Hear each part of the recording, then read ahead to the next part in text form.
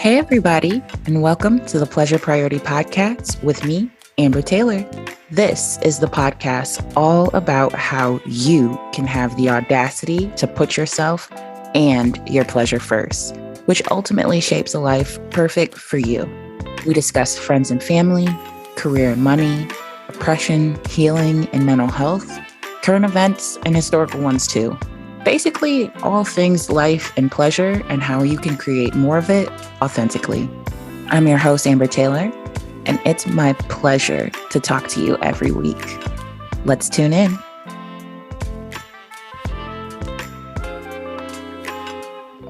Hello, my friends, and welcome back. So this week, we got one I think almost everyone can relate to. We're talking about social media, a relationship to it, and how we can use it for validation, and some tips and tricks to have a better relationship with your social media presence. So I have always had a weird kind of relationship with social media.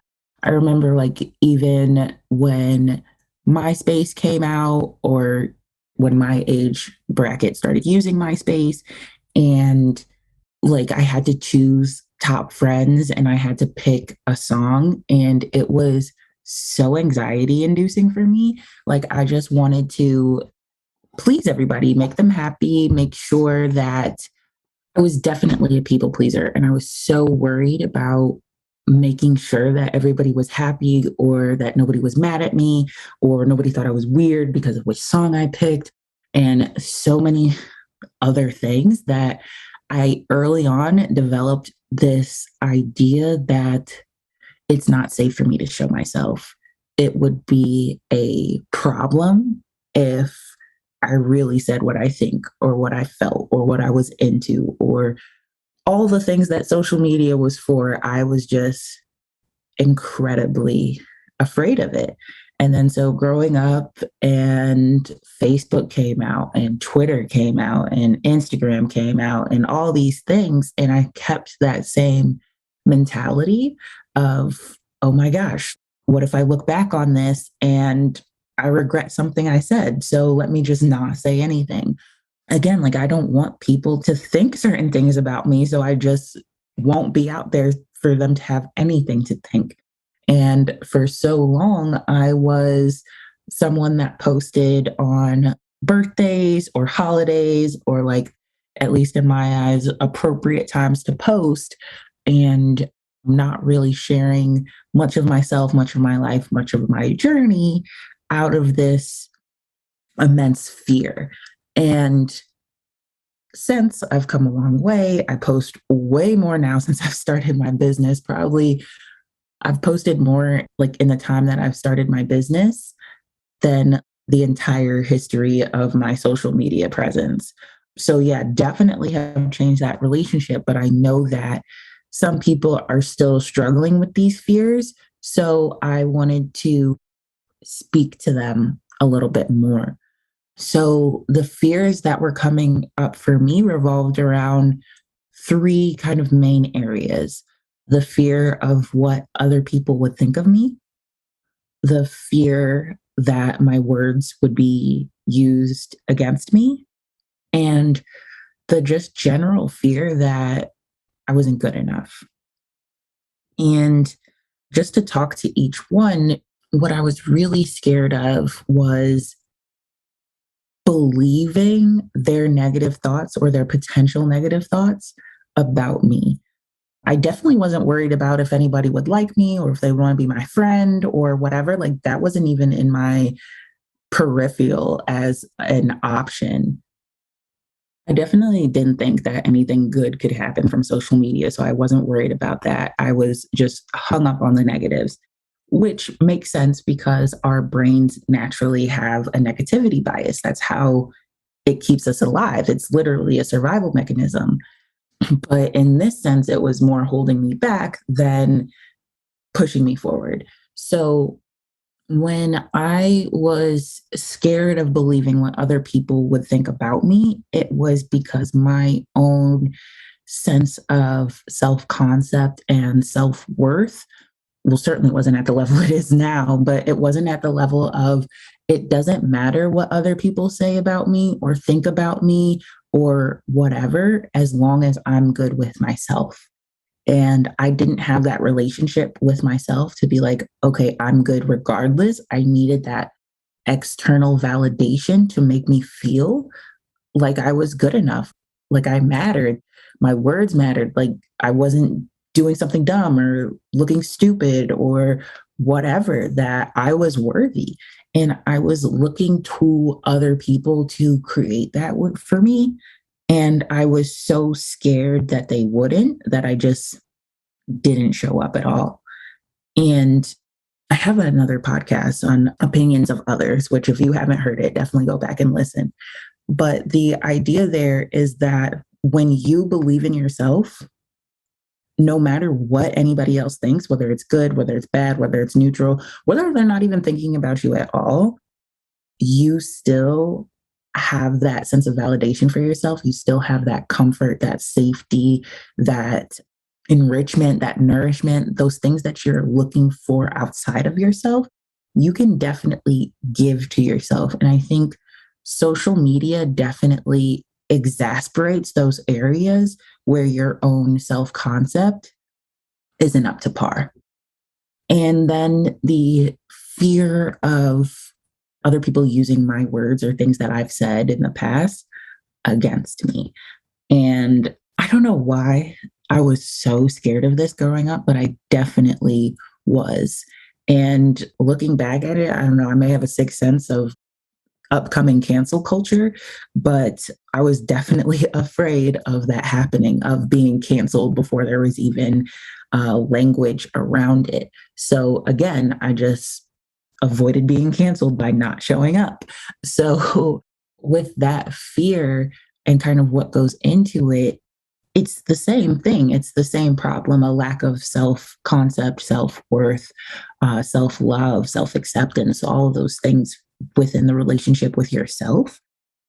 So when I had this fear of being canceled, what that ultimately played out in my head is that if other people didn't like what I said, or if other people went back and saw a post or a tweet or whatever and judged me for it or found a problem with it or whatever, what I was really and truly fearful of is canceling myself, is turning my back on myself, is having that voice in my head like, oh, you fucked up. You shouldn't have done this. This was so wrong. How could you even think this was a good idea? Like, you should just hide forever and don't talk to anybody. Like, you're stupid, you're immature. Like that voice that just goes ham. And ultimately, I was scared of that happening. I pushed it on others like, oh, if I do this, then they will do that to me. But in reality, the only person that can cancel you is you. Like, other people don't like you all the time. Nobody's everybody's favorite. It just doesn't work that way. Like, even people, crazy as they might be, some of them don't even like Beyonce. And that just comes with it. That just comes with life. We cannot please everyone, but just because someone doesn't like us or somebody doesn't like what we said or disagrees or whatever, doesn't automatically make us wrong. And I do want to insert a caveat of there is a place for humility. There is a place to see where you could have done things differently, where you could have said it a little differently, or where you maybe had a lapse of ignorance and like really didn't know something and you can educate yourself to understand it better. But for the most part, you're good. And you don't have to judge yourself or beat yourself up or shame yourself or any of that just because you quote unquote make a mistake. But I think more honestly, aren't perfect or your definition of perfect. So to stop the fear of cancellation or honestly the fear of canceling yourself again is building that self concept, that self belief, that self assurance that you matter. You're good enough. You're good regardless. That one thing that you say or that you do or that you post or whatever doesn't change who you are as a person and doesn't become who you are. Like, it doesn't have to be your identity. It's just things that you say online. And in my journey through this work, that has been a big part of it, is detaching from each little thing I say as something that's my identity or something that I have to stand on forever. And it can literally be as simple as like a fleeting thought. It can be as insignificant. I don't even know if that's the right word for here, but it's the one that's coming up. But it can be as insignificant as a butterfly landing on your window and then flying away. Like, it was cool, it was nice, it was pretty, or maybe it was a moth and it was kind of ugly or whatever. And it was there and then was gone. It doesn't have to mean so much about you. You don't have to be so invested in it that changes your perception of who you are as a person. So, kind of just detaching from the weight that you're putting on what you say on social media, how you show up, how you look, if your outfit's not what you want it to be, or your hair is messed up, or you're not wearing makeup, or whatever, it doesn't mean that's you. It's just a snapshot of you in a moment of time throughout the entire lifetime of your journey. It's not that deep, essentially. That's what I'm getting at. It's not that deep, and you can take that pressure off yourself. So, kind of the theme among all those fears is basically seeking validation from others because you don't give yourself enough. And external validation does get a bad rap, but I do want to say that it's not inherently bad. We as humans seek out validation, we seek out connection, we seek out community. It is, again, a survival instinct. It becomes a problem when the only source of that validation is external. When we have to hold our cup out and we're pandering on the side of the street just to, oh my God, can you like it? Oh my God, I only got X number of likes. That's not enough. Or X number of comments or X number of views. And oh my goodness, I need more, I need more, I need more.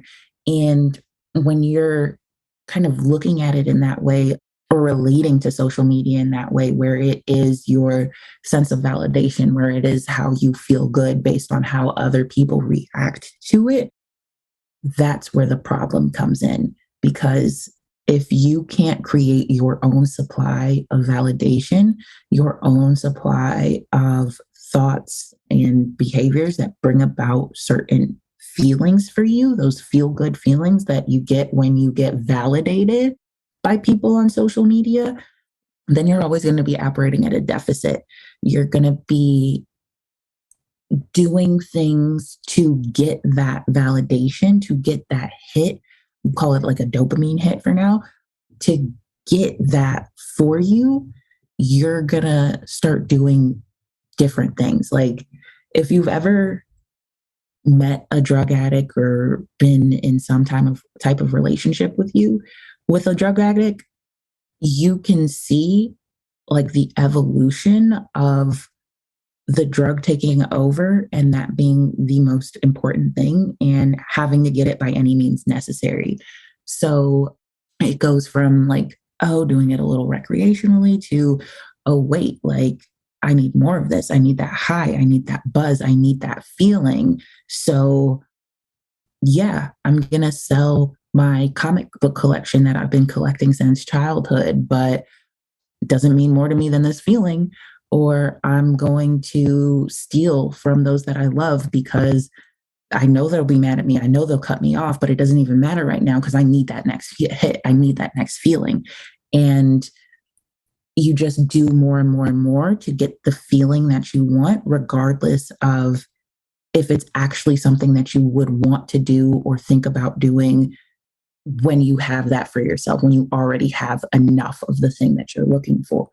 So, coming out of that analogy back to just regular social media, that can look like acting outside of your authenticity. That can look like doing things just because they're trending or other people respond well to it, and not because that's actually you or that's actually what you want to be doing.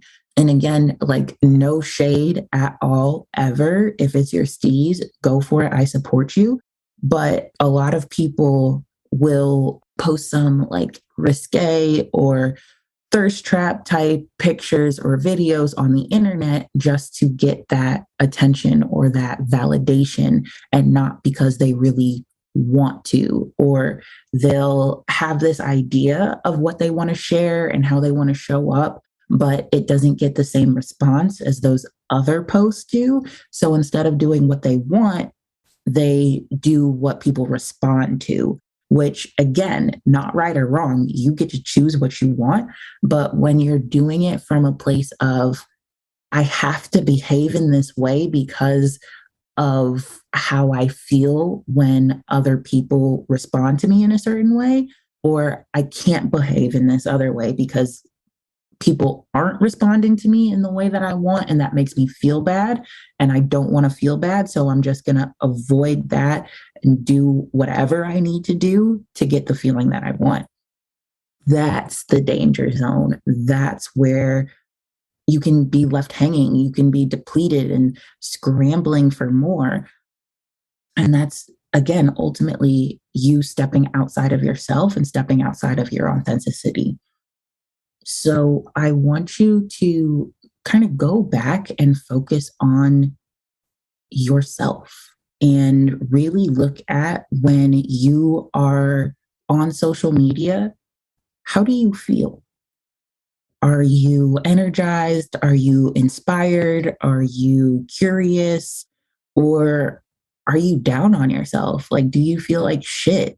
Do you like just scroll and just feel hopeless or depressed or anything of that nature? And just really kind of understand where you're at, what your relationship is like now, and then get curious about it. Why do I feel so bad? What is causing me to feel like this? Is it because I'm looking at certain people and certain lifestyles and believing that I can't have that, or I'm not good enough for it, or it's so easy for everyone else and it's hard for me?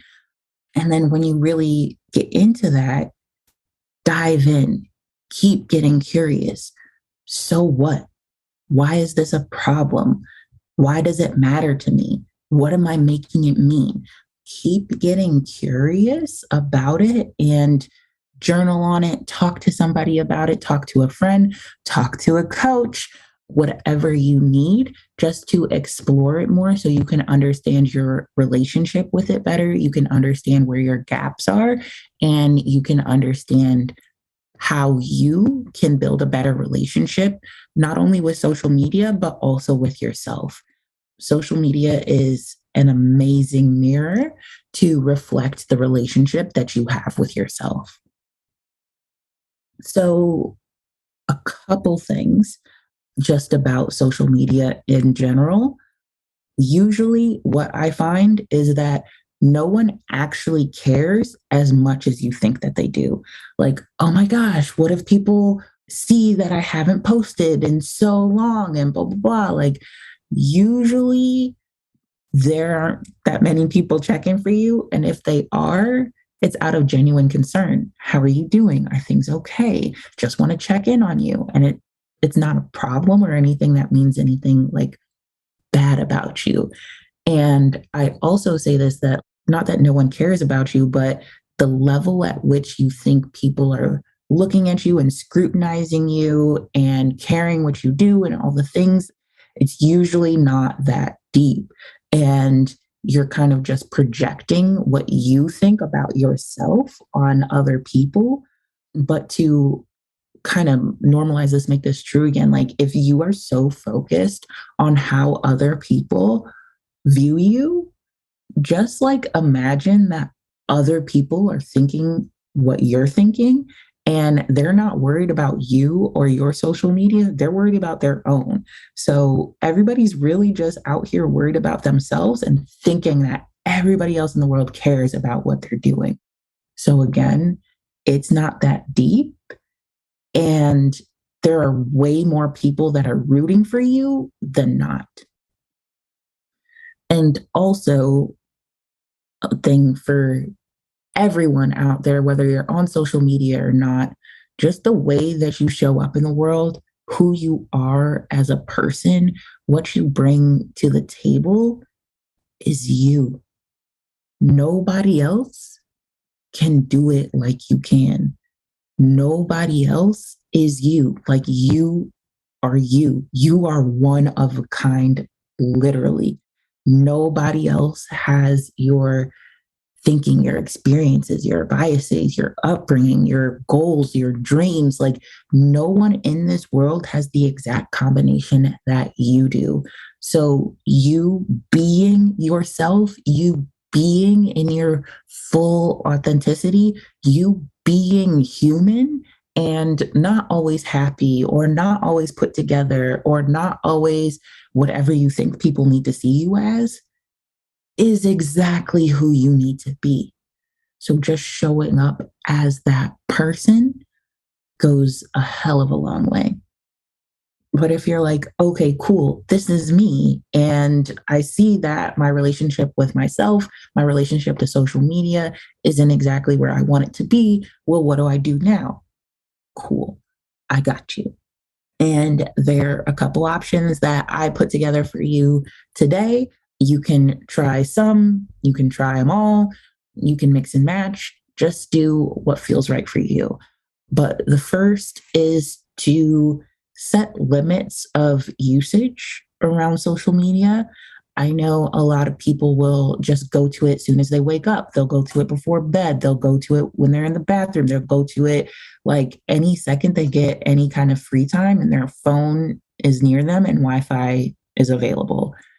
When you are that invested in something and constantly seeing it, like it can be too much and it can be something that you don't even realize how much you're doing it. So just set limits of usage and they can be realistic for you. First, I'd say track how much you're actually using social media, like get a time frame around it. Like, okay, I'm on it like 5 hours a day. Cool. Now set a realistic time frame for you. Like you don't have to go cold turkey or anything like that, but I'm going to go from 5 hours a day to 3 and just see how it feels cutting out some of that time. And then you can decide how much time do I want to be on social media a day and setting parameters around that. There's also just taking a complete detox from social media. Delete the app. Just take a break and don't engage. See what comes up when you don't have that option as a buffer or as something to stave off the boredom. Because boredom gets a bad rap, but it's necessary. It gives us time and space for your brain to bring up the shit that you've been trying to push down. And it's going to come out eventually. So allow it, give it some space, and just see what it comes up when you take a break. And when you're taking that break, and even when you're not, when you're still on social media, you can give yourself other things to do. Like think about what you enjoy, what's more interesting or exciting or fun to do instead of scrolling on the internet or posting or creating content or whatever. Like, what else is fun and interesting and exciting that you can include in your routine to alleviate some of the time that you spend on the socials? And you can curate your social media. I know a lot of us have just over time followed people just because, oh, they posted that one thing once and I thought it was funny, or oh, they followed me, so I followed them back, or oh, like 10 years ago, I saw this account and I thought they were cool and I'm still following them or whatever. And we can just like rack up all these people or ideas that we may not necessarily still agree with at this time or at this day. So you can curate it, edit it, like go back and unfollow accounts whose vibe you don't like, unfollow accounts who, when you look at them, they bring you down, unfollow accounts where it's the content that makes you feel like you're not good enough or you're less than, or you have to do more or be more or achieve more just to be good enough.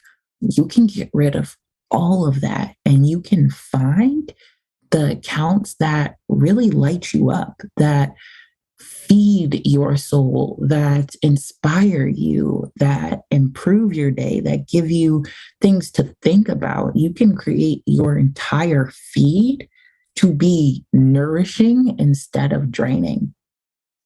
And if you need a good start, I'm at Amber Taylor Coaching on all platforms. And I have done this for my own social media. And it's a beautiful, beautiful thing. I actually love scrolling because everything I see is empowering or exciting or vibey or funny or sweet or cute or aspirational or whatever. Like my relationship now with social media has come so far, and getting on my pages is no longer something that I dread or I have to recover from. And finally, make it fun, make it pleasurable. Whether you choose to stop social media for a time or forever, or limit the time that you spend, or keep going gung ho with it, make it fun for you. Every post you post, every comment, every like you don't have to do anything that you don't want. You don't have to, oh, well, they always like my post, so I have to like their post, or I have to comment on such and such's post so my posts get more visibility, or I have to. Like you can take that vernacular out. You get to choose, and you're allowed to choose whatever lights you up. You can be like, is this fun? Is this interesting? Does it make my heart sing? And if not, you don't have to do it. See if you can be delighted by your own content. See if you can go back and look at what you post, like, oh, yeah, I love that. Even if nobody sees it, nobody likes it, nobody says anything, shares it, whatever. If you like it, if it makes you chuckle, giggle, smile, if it creates some butterflies in your stomach, that's all you need. And I promise you, when you stay on that path, your people will come. Whether or not you own a business or trying to monetize your socials, or you're just doing it for fun, you will create a space, you will create a community of like-minded people when you love what you're doing and you love what you're putting out there. Then the people will come that also love that too. All right, y'all. That has been my tips and tricks of the day and what I think about getting validation from social media. It's not necessary for you to hit your goals or do what you want to do or be who you want to be. Social media validation isn't the only place that you can get validation. And if you need a place to start, I have an amazing challenge. It's called 14 Days to Self Acceptance, completely free. All you have to do is go to my website, click the link, and join my email list, and you will get activities, challenges, and community every day to your inbox, and actual things to do, actual questions to ask yourself, journal prompts, activities, all the things to help you build your relationship with yourself. to help you increase that self-concept, that self-belief, that overall self-worth through accepting yourself fully and completely as you are right now. Highly, highly recommend this challenge. Even if you don't have any issues with social media, you can always work on the relationship you have with yourself. It can always be better.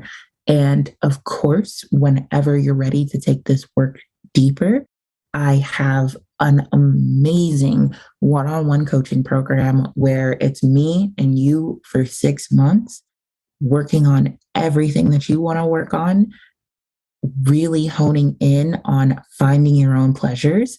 We will do the deep work. We will talk about things that may be uncomfortable, but trust me, I got you. It's always a safe space, and you will come out so much better on the other side. So spots are open. Links for everything mentioned is in the show notes, and I'll see y'all next week. Have a good one. Hey, friends. Thanks so much for listening to this episode of the Pleasure Priority Podcast. I hope you enjoyed it. If it's your pleasure, check me out on Instagram at Amber Taylor Coaching and my website, www.ambertaylorcoaching.com, for more on increasing your pleasure across all aspects of life. As always, make sure to follow the show and check back each week for a new episode. I'd also love it if you'd leave an honest rating and review, and if you'd share the show with anyone else you think would benefit. Much love. Talk soon, friends.